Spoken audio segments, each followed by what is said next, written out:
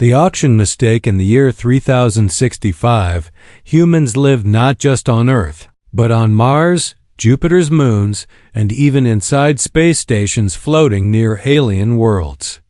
Technology had made everything possible, even buying things from alien planets. Jonathan Miller was a quiet man.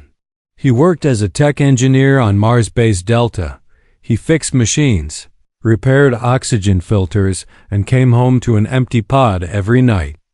Life was peaceful, but boring. Very boring. One lonely evening, Jonathan sat on his couch, eating cold noodles from a packet. His screen was on, showing a strange ad. Need company? Order a helper. Human, robot, or ... alien. Safe and 100% legal.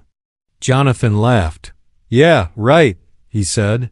But his boredom made him click. He scrolled through listings.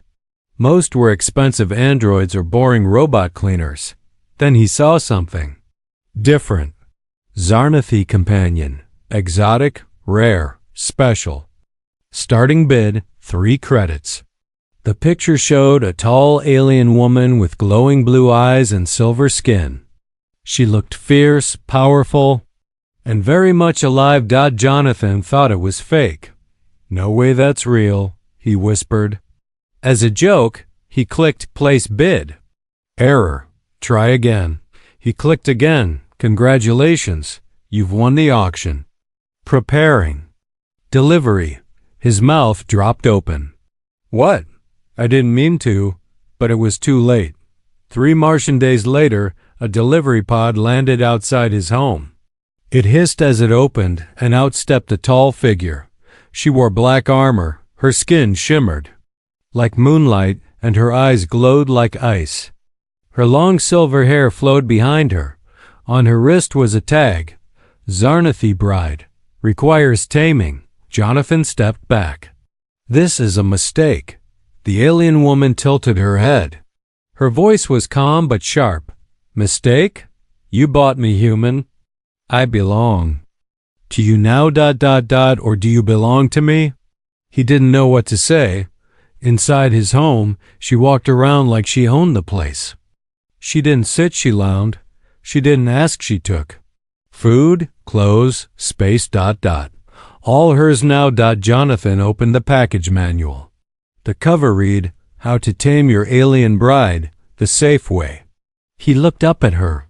She was sharpening a blade. From his kitchen drawer, he swallowed hard. Do you want tea? She smiled dangerously. You will serve me? He tried to laugh. Just being polite. She stepped closer. Polite. That's cute. Her fingers touched his face. Her skin was warm, electric. His heart raced. What was happening? Later that night, Jonathan locked his door tight. He lay in bed, staring at the ceiling. What have I done? He whispered. She's not a helper. She's a warrior, or worse. He tried to sleep. Click. He sat up. The door was open. But he had locked it. From the darkness, 2 glowing blue eyes appeared. She stepped into the light, silent as a shadow. How? How did you get in? He asked. She smiled. You didn't lock it right. He reached for his phone. She sat on the edge of his bed, calm and sure. Relax. I'm not here to hurt you. Not unless you try to tame me. Jonathan's hand froze. She leaned in close. Tell me something, Jonathan.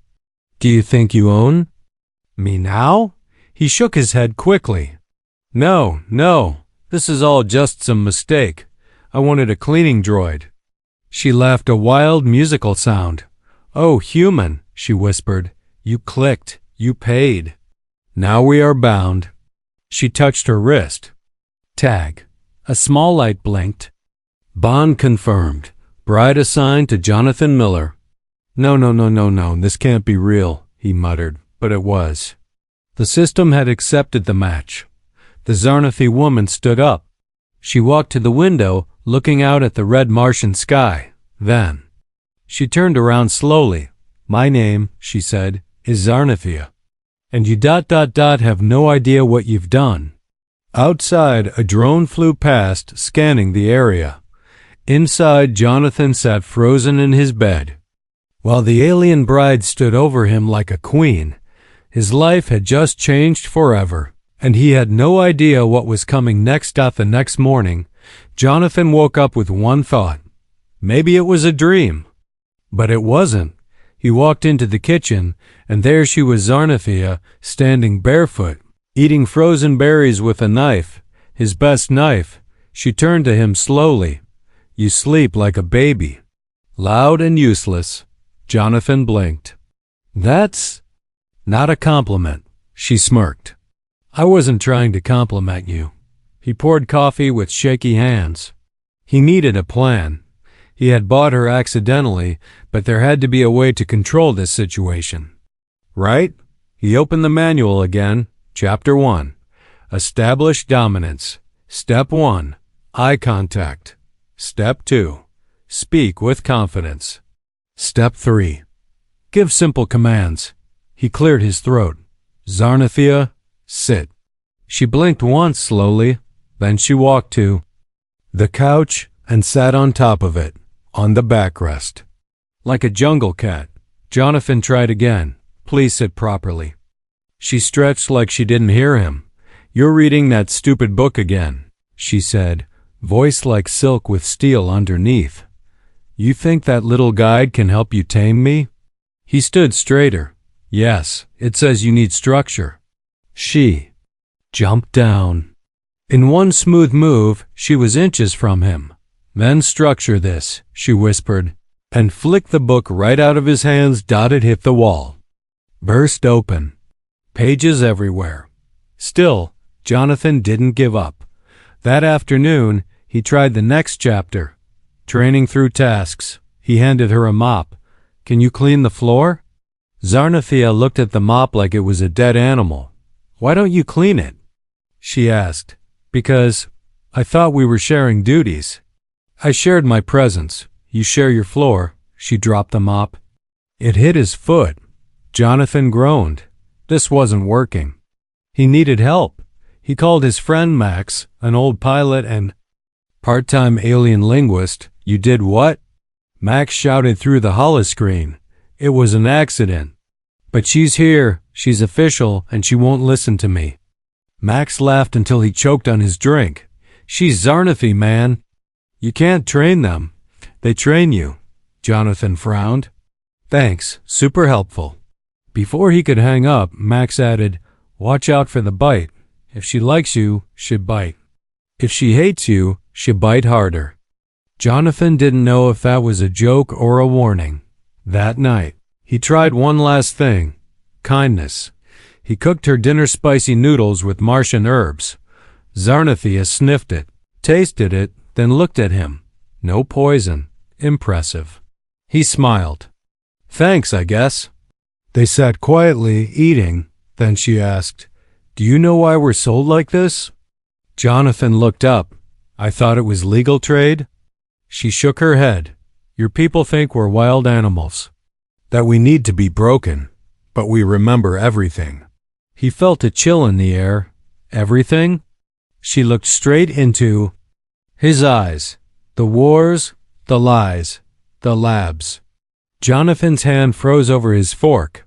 "You were in a lab?" She didn't answer. Just stood up and walked toward his room. Before entering, she looked back. "I'm not angry at you yet." That night, Jonathan had a strange dream. He saw fire, metal cages, alien bodies, screams. He saw her younger, strapped to a table, fighting machines. Then he saw himself reaching for her hand. They touched. He woke up sweating, heart racing. And there she was, Zarnithia, sitting at the end of his bed, watching him. "You saw it," she said softly. Jonathan sat up. "What was that?" She didn't answer. She touched her wrist tag. It blinked. "Bond level. Psychic link. Stage 1 activated. You're connected to me now, human," she said. "That's not in your little manual, is it?" He shook his head slowly. "What happens at stage 2? Her eyes glowed in the dark. "You feel what I feel." The next morning, the Martian security alert flashed across the news. Zarnathi rebel reported missing. Dangerous. Do not engage. Jonathan stared at the screen, pale. Zarnathi stepped beside him, arms crossed. I told you. I'm not what you think I am. He looked at her, truly seeing her for the first time. Not a bride, not a toy, not something to be tamed, but a storm in human form. And now, she lived in his house. Jonathan couldn't sleep anymore. Every time he closed his eyes, he saw her memories, flashes of chains, alien screams, fire and betrayal, and always Zarnathia in the center of it all, fighting like a demon in the dark. But when morning came, she stood in his kitchen like nothing happened. She was sipping tea. Earth tea, she said. Tastes like burnt leaves. Jonathan sat down slowly. You were in a lab, he said, voice low. I saw it. Zarnathia didn't flinch. They cut us open, took our language, then sold us with price tags. Jonathan's hands curled into fists. Who did it? She turned and looked him dead in the eye. Your people. Later that day, Jonathan went into the Mars base archives. He told the guard he needed system schematics. A lie. In truth, he hacked into the interspecies registry. He typed her serial number from the wrist tag, BRDX77 Zarnathiaxis restricted. Level 9 clearance needed. Jonathan frowned. He wasn't high enough. But he knew someone who was. Max was drunk again. Jonathan found him in a gravity bar, floating upside down. You need clearance access? Max burped. For her? Jonathan nodded. Max stared at him for a long time, then sighed. Zarnathi women, you never forget 'em. Here, use this. He handed Jonathan a stolen login chip. But be careful, Max warned. You're digging into the kind of secrets people kill to keep buried. That night, back in his pod, Jonathan plugged the chip into his system. The screen flickered. Lines of code rolled by.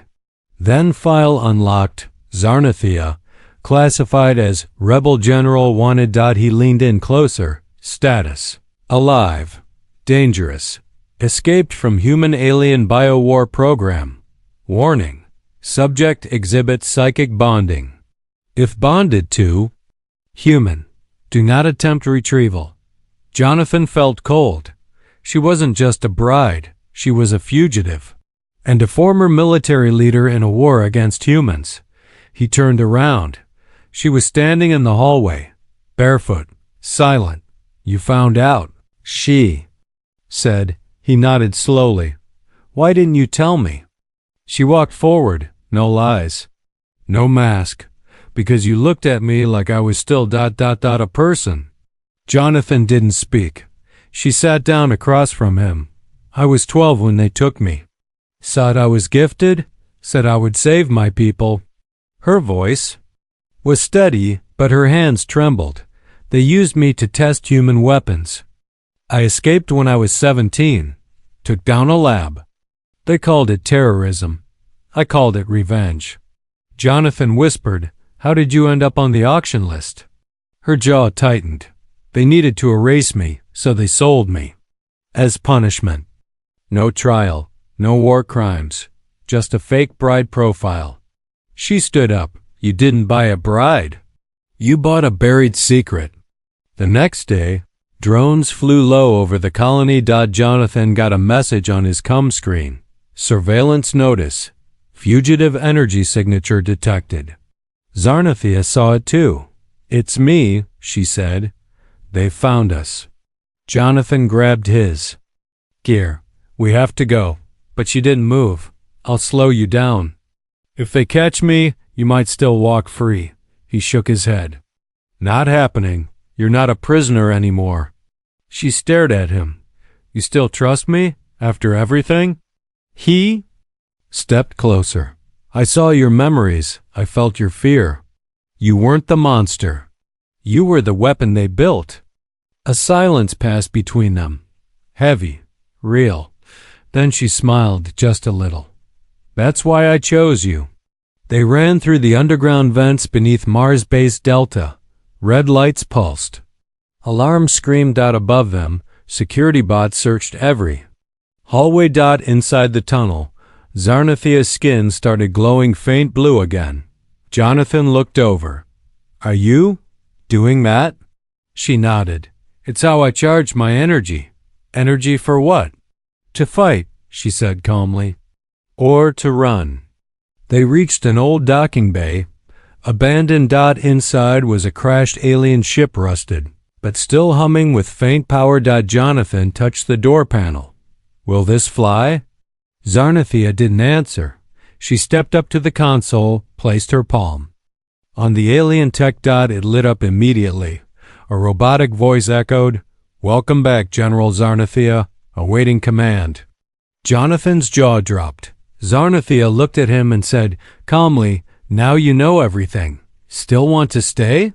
He didn't blink. Yeah, especially now. Behind them, the base shook. Something heavy was coming, and in front of them, the ship's engine roared back to life. The ship was alive. Old metal. Alien tech. Ghost lights running through the walls. Jonathan had never seen anything like it. Zarnathia stood at the controls, her hands glowing faint blue. The ship responded. Like it knew her, like it was hers. Above them, alarms screamed. Drones searched every corner of the Mars base. Jonathan checked his comm. Red level lockdown. Unknown fugitive armed. Orders. Shoot on sight. Zarnathia looked at him. They're not here to capture. They're here to erase me. He nodded once. Then let's fly. But the ship didn't launch. A red error pulsed across the console. Power. Core damaged. Flight disabled. Jonathan stared at it. How bad is it? Zarnathia walked to the back of the ship. Bad, but maybe fixable. He followed her into the engine room. Wires sparked. Pipes hissed. It looked like a mechanical graveyard. Zarnathia grabbed tools and began rewiring fast. Jonathan asked, How do you know what to do? She didn't look up. Because I designed it. Outside, security bots zeroed in on the docking bay. One reported, Life signs detected. Human and Zarnathi. Orders? A cold voice answered through the comm. Terminate the alien. Bring the human in for questioning. Inside the ship, Jonathan worked beside her. She was faster, smarter, but he tried to keep up. Sweat dripped from his face. Is this what your people used in the war? She nodded. Fast, silent, and smarter than human tech. He smiled. Like you, then. Zarnathia paused, looked at him. That was almost charming, she said. Almost? He smirked. She stepped closer. Fix the ship, human. Then we'll see if you're charming or just crazy. Suddenly, the ship shook. An explosion outside. The bay door was blown open. A combat bot walked in, 2 meters tall, full armor, red eyes glowing. Jonathan turned. Company. Zarnathia. Ran toward it, no fear. The bot raised its weapon, but Zarnathia leapt like lightning. She spun in the air, kicked the bot's head off, and landed on her feet. Jonathan stared. Remind me never to make you mad. She smiled, panting. Then never lie to me. The engine roared. Power restored. Systems online. Zarnathia jumped into the pilot seat. Get in, now. Jonathan ran up the ramp. As he jumped in, 2 more bots stormed the bay. The ship lifted off just inches above the floor. Zarnathia gritted her teeth. Hang on. The ship burst through the ceiling, metal, and fire behind them. They shot into the red Martian sky. Laser fire followed. Drones swarmed. Jonathan looked out the window. There's 5 of them. Zarnathia flicked a switch. The ship shimmered, then vanished from radar. Jonathan blinked. Did we just go invisible? She nodded. Cloaking field, for emergencies. Jonathan grinned. I think this counts. They flew through the canyons of Mars, dodging rocks and enemy fire. One drone got too close. Zarnathia flipped the ship sideways, scraped past a cliff, then turned and blasted the drone. Mid-air. Jonathan was thrown into the wall. I thought you said this thing was stealthy. It is, she shouted. But I'm not in the mood to. Run. Finally, they rose above the Martian clouds. Silence. No more drones. No more alarms. Just stars. Jonathan sat back, breathing hard. Are we safe? Zarnathia stared ahead. For now. The ship floated through orbit, the red planet shrinking behind them. Zarnathia turned to him. You didn't have to come. He looked at her, bruised and breathless. I didn't want you to face this alone. For a moment, something soft passed. Between them. She touched a wrist tag. It beeped. Bond strength. Level 2. Shared risk confirmed. Jonathan raised an eyebrow. That's a thing? She smiled, small but real. It is now. But just as they relaxed, the ship's AI spoke. Incoming signal. Intercepted transmission. Zarnathia pressed the screen. A face appeared. Cold. Familiar. Woman in a Galactic enforcer uniform. Jonathan's eyes widened. Lena? The woman on the screen narrowed her eyes. Hello, Jonathan. Didn't expect to see you running away with an alien terrorist. Zarnathia stood behind him, silent, watching. Lena continued. You have 48 hours to return her. After that, we come. For you both. The screen cut out. Jonathan looked at Zarnathia. That was my ex. She raised an eyebrow. You have very strange taste. The stars outside the ship blinked slowly, like they were watching. Inside, the silence between Jonathan and Zarnathia was louder than ever. He sat at the table, staring at the dark screen where Lena, his ex-girlfriend, now a Galactic enforcer, had just threatened to hunt them down. Zarnathia stood near the window, arms crossed, her eyes cold again. You didn't tell me you had connections in law enforcement, she said without looking at him. Jonathan rubbed his face. I didn't think Lena would still be in my life, let alone try to arrest me. Zarnathia turned. Are you sure she won't shoot you first? He paused. No. That night, the ship drifted quietly in orbit above a dead moon. No lights, no signals. Jonathan couldn't sleep. He walked into the cockpit. Zarnathia was already there, her face lit by the control panel's soft blue glow. You should rest, she said. I could say the same to you. She didn't answer. He sat down beside her. For a while, neither of them spoke. Then he asked, What happens when they find us? She didn't look away from the stars. I fight, you run. He shook his head. Not this time. She turned toward him. Why, Jonathan? Why are you risking everything for me? He didn't blink. Because when I look at you, I don't see a rebel. I see someone who was never given a choice. And now I'm choosing you. Her breath caught just for a second. Then she stood. Without a word. She walked toward him and kissed him. It wasn't soft. It was fire and memory. And something broken trying to heal. Her hands were cold. His heart was fast.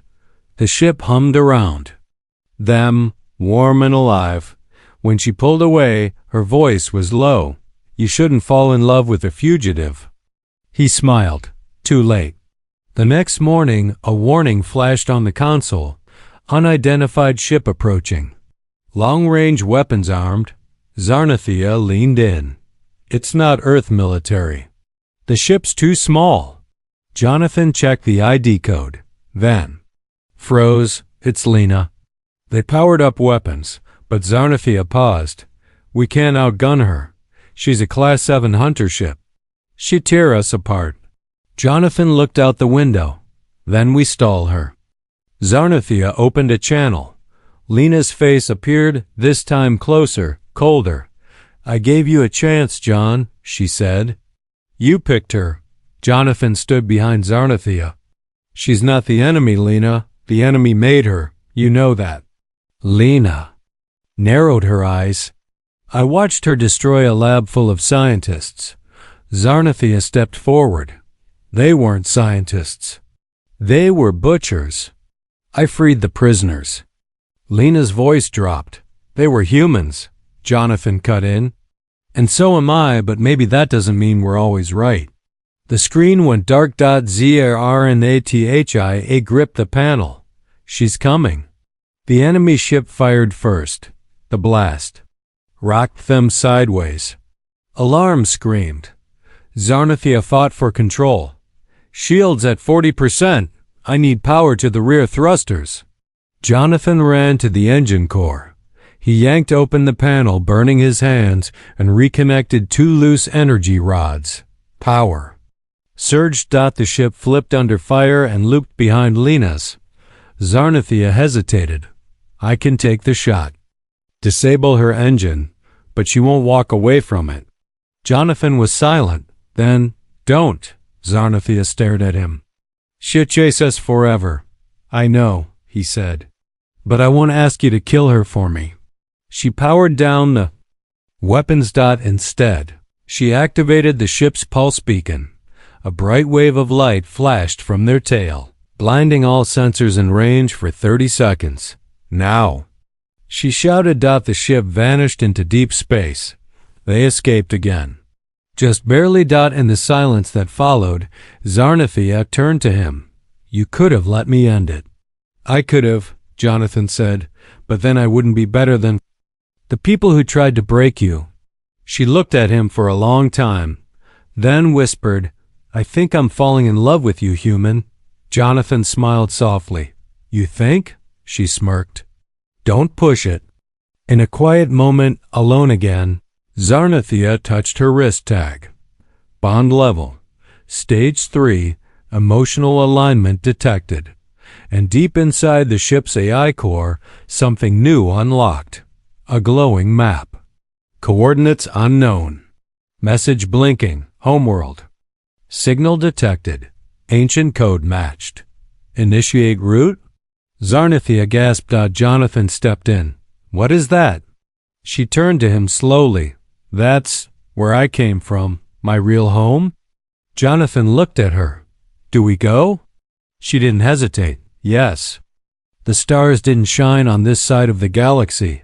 Zarnathia's ship flew through black space, guided by a signal from long ago, a pulse from her forgotten homeworld, a place erased from maps, a planet marked dead. But now it was calling. Her back, and she wasn't alone. Jonathan stood beside her in the cockpit, tired, focused. You sure you want to do this? He asked. Zarnathia didn't answer for a long time. Then softly, I need to know what's left. 3 hours later, the ship dropped out of warp. A shattered world floated ahead. Her home. The surface was cracked, glowing with quiet blue fire. Once green skies, now gray. Zarnathia stared in silence. Jonathan reached out and took her hand. She didn't pull away. They landed near a ruined temple, half buried in ash. Zarnathia walked through the rubble like in a dream. Stone symbols, burnt flags, bones. She knelt beside a scorched pillar and touched it. I trained here, she whispered, when I was a child. Jonathan looked around. What happened? She stood slowly. Her voice broke for the first time. You did. Behind them, the ship beeped. Incoming message. Earth Command Broadcast Emergency. Jonathan tapped the panel. A voice played, angry, panicked. Earth military is under attack. Alien factions uniting. Demanding justice for the Zarnathi genocide. War declaration likely. He looked at Zarnathia. This is about you, isn't it? She nodded. I wasn't the only one who escaped. That night, a ship landed beside them. Old, scarred, full of Zarnathi rebels. Those thought dead, now returned. They recognized her instantly. General Zarnathia, the lead rebel said, kneeling. We thought you were lost. I was, she sighed. Until now. Inside a war tent made of alien steel and cloth, the rebels explained everything. The other survivors had been hiding for years, gathering allies from across the stars. Now, they were ready, but they needed a voice, a leader, and they wanted Zarnathia to be that voice again. Jonathan stood back, watching it unfold. She was different here. Not just his strange, beautiful alien bride. She was a symbol, a weapon. And now, a queen. Later, Zarnathia found him outside, sitting on a rock, looking at the sky. "You okay?" she asked. He shrugged. "Just thinking." She sat beside him. "About what?" He looked at her carefully. "About what happens next. If war breaks out, I'll be seen as a traitor. Earth won't forgive me." Zarnathia didn't blink. "Then don't choose sides." He smiled, but it didn't reach his eyes. "I already did.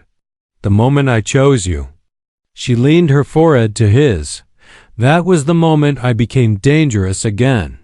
The next day, a fleet of rebel ships gathered in orbit Zarnathia, other alien races, even defected Earth pilots who had seen too much. And at the center, Zarnathia's ship. She stepped forward, war armor glowing faint blue, her voice echoing through a galactic broadcast. "We do not come for blood. We come for truth, for memory, for the dead they tried to erase. We will not kneel again." The signal spread across colonies. Some called it rebellion. Others, hope. On Earth, leaders scrambled. Lena, Jonathan's ex, now a ranking enforcer, watched the broadcast in silence. She turned to her commander. "Sir, they have him. Jonathan Miller is with her." "Then he's gone," the commander said. Lena looked away. "Or maybe he's finally right." Back on the ship, Zarnathia stood beside Jonathan. He looked out at the rebel fleet. "This is big." She smiled faintly. "Only the beginning." He turned to her. "I'm with you, even if it means losing everything." She touched his face gently. "You never lost anything. You just remembered what was worth fighting for." They kissed calm and deep while engines around them prepared for war. The war never started with guns. It started with a broadcast and a choice. Across space, Zarnathia's message burned through satellites and signal towers. Billions heard her voice. Some called her a terrorist. Others called her the last hope of justice. And now Earth had responded. A fleet, thousands of ships, headed straight for her. Inside her command ship, Zarnathia stood calm. She wore armor, but her face was bare, honest, ready. Beside her, Jonathan watched the screen. The enemy was close. One word and everything would burn. But she didn't speak. She was waiting for something. New message appeared on the screen. Private channel. Earth origin. Zarnathia opened it. Lena's face appeared. She didn't yell this time. She looked tired, human. "I don't agree with them," Lena said. "But if you fire first, peace is dead." Zarnathia didn't blink. "You came to kill me. I came to stop the war." Zarnathia leaned in. "So did I."